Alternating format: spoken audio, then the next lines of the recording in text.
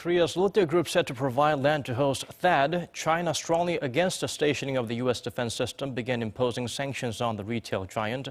According to our Kim Hyesung, other Korean companies are being targeted as well. Take a look. Lotte Group's Chinese website has been shut down since Tuesday, the same day Lotte finalized a deal to provide the land for South Korea to host the U.S. missile defense system THAAD. The retail giant said its Chinese website suffered a disruption that may have been a cyber attack by unidentified Chinese hackers. Lotte Mart has been selling products on Chinese e-commerce site JD.com since last July, but now that's all gone too.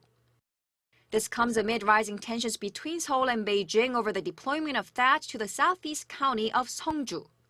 And Lotte Group isn't the only target. Numerous Chinese state media outlets have urged Chinese consumers to boycott other South Korean companies like Samsung and Hyundai, both of which have factories in China. The Chinese government cannot officially impose harsh sanctions on Korean companies' goods, which would go against WTO regulations and free trade agreements. That's why Chinese state media is in a way encouraging Chinese people to boycott Korean goods. This is very worrisome because China is the biggest market for Korean companies' finished and intermediary goods.